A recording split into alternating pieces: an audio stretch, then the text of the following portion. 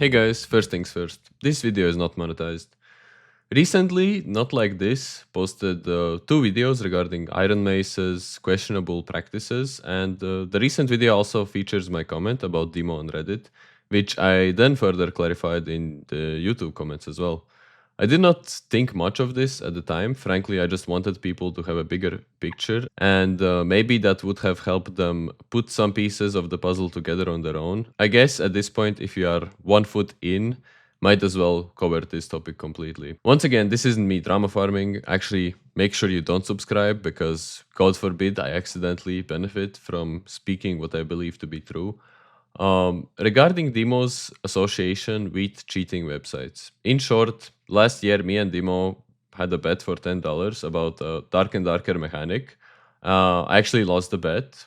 He sent me his email address associated with his PayPal. Months later, after Wilson drama, I checked said email address on how I've been pwned. Frankly, with the assumption that someone who is currently cheating most likely has a history of cheating.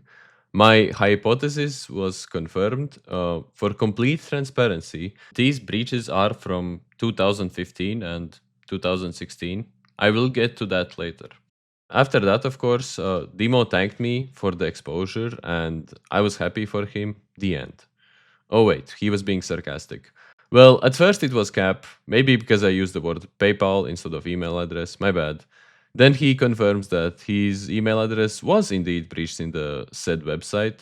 With that out of the way, we can at least confirm that this is not speculation or made up. On that note, also nulled that CR was also one of the hacking websites involved in the breach.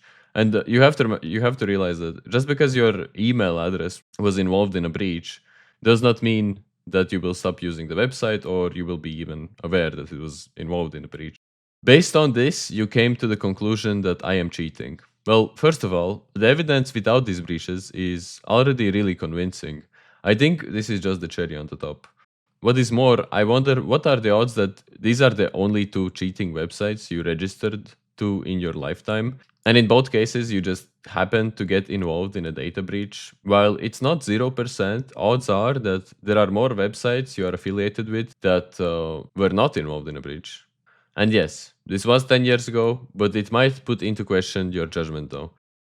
Even now, you constantly attack people in the DMs, often over mild disagreements, and after the initial cheating scandal, you did come off as rather dishonest by claiming that Wilson was banned from the Discord and claiming that Iron Mace cleared your name. When in reality, you didn't get caught by the Randy cheat, and that is essentially what Grayson said. I actually believe that you will do anything to achieve your goals, regardless of the means, and you can take it as a compliment. I will now put a minute of my clips on the screen to also explain why this is a tricky and controversial subject. Melee dragging is very strong in this game, and with enough footage, everyone does look suspicious from time to time. For that reason, it's not a singular clip that will make someone suspicious, it's the consistency of the suspicious actions and inconsistency between combat gameplay and gameplay outside of combat. Overlooking Dimo's gameplay, you can find strange target switching, one-frame micro adjustments in range, and suspiciously efficient mouse placement for every single weapon in the game to land nape and headshot hits. Going further with analyzing his gameplay, I will separate them by definition and provide multiple examples for each definition, starting with target locking. Okay, the first clip here is actually from his 4th video ever. I'm using this to say that I personally think that Dimo started cheating before he built an audience on YouTube, rather than him not wanting to risk his career with cheats. Also, regarding this locking, if you watch some of his streams, he essentially locks onto the targets in melee pretty much always. It is insanely common for his gameplay, and it looks like almost as if he had controller aim assist on at all times when fighting in melee. There are actually plenty of more examples I could add with this, but I'm just trying to keep this video as short as possible. I also find it strange that the stuttery jiggly mouse movements also occur for slow two-handed weapons, which I personally think is incriminating, but you can be the judge of that.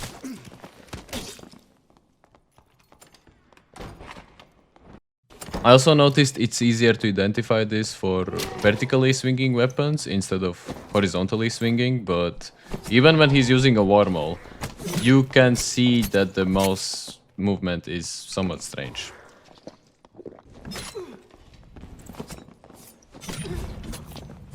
Okay, so I did include a lot of clips, I feel like, from target locking. We didn't overanalyze this because obviously we don't want the video to be too long, just focusing on what's important.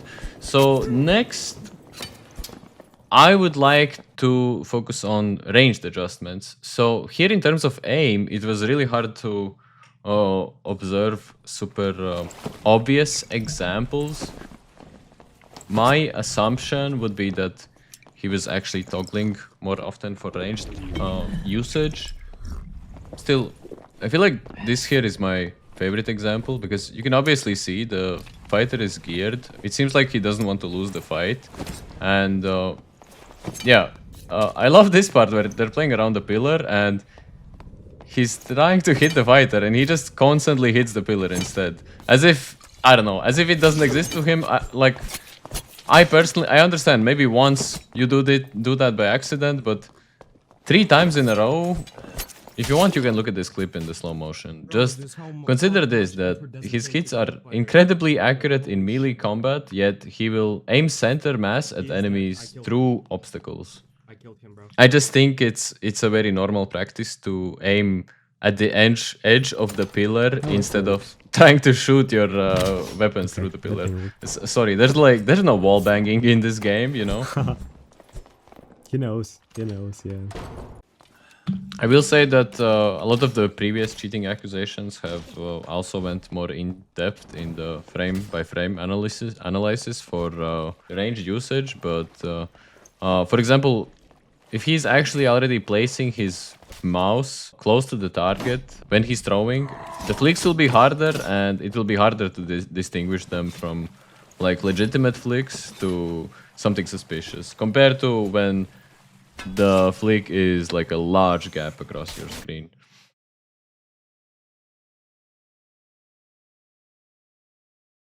Now, for the ESP topic, I put this as the last one because this is the easiest one to assume as speculative and or lucky. There are things that we might not be able to hear due to YouTube encoding as well. Still, this does provide an overall context, and this stuff happens to Dimo consistently and often. He seems to ignore the potential of someone being invisible if there is no one invisible there, and always assumes invisibility if there is an invisible target close by.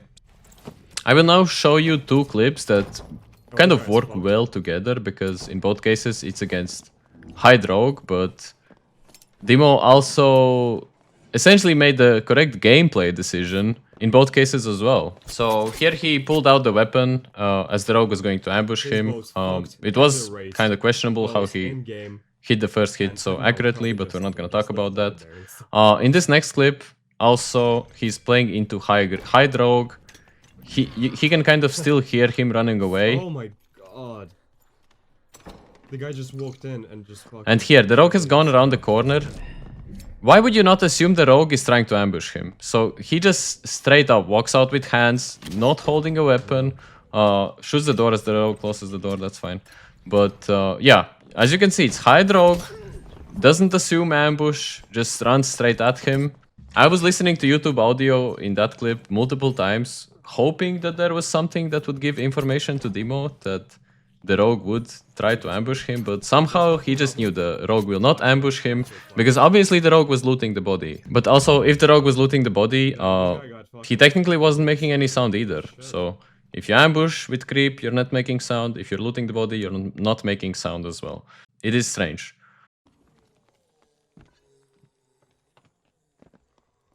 He's somewhere here.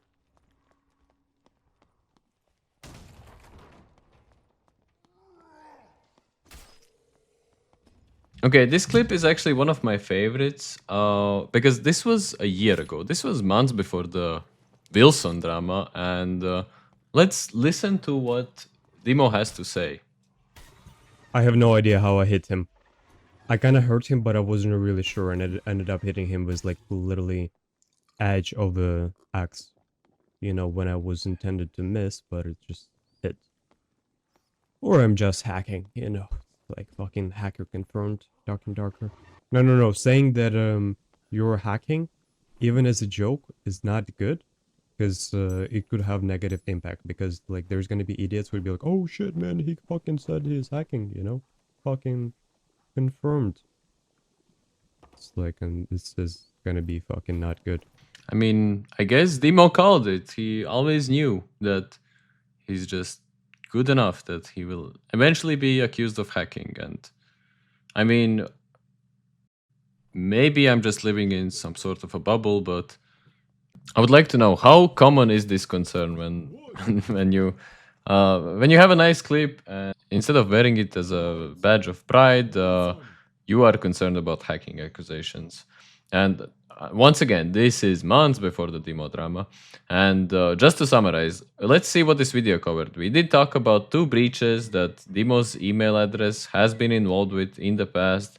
He did express concern about hacking accusations early on in his YouTube career. Independently of points 1 and 2, he also has been accused with solid evidence. And once the accusations occur, he has a history of deflecting from the accusations instead of defending and insulting the accusators. And of course, there's also dishonest twisting of information and twisting the narrative, which I did cover in this video as well. Obviously, I will link in the description some of the previous videos that have covered a lot of demos clips more in depth in slow motion from various perspectives that I might not have done in this video. I just focused on the points that seemed strong to me, and you're more than welcome to also check Dimo's live streams. Actually, my favorite that makes me think of Dimo as the golden goose of suspicious clips is like his stream episode 114. I will also link it in the description. So yeah, at this point, this has been a long topic in the community. I just hope this video has less people sitting on the fence and more people feeling like they have answers. So thanks for watching and goodbye.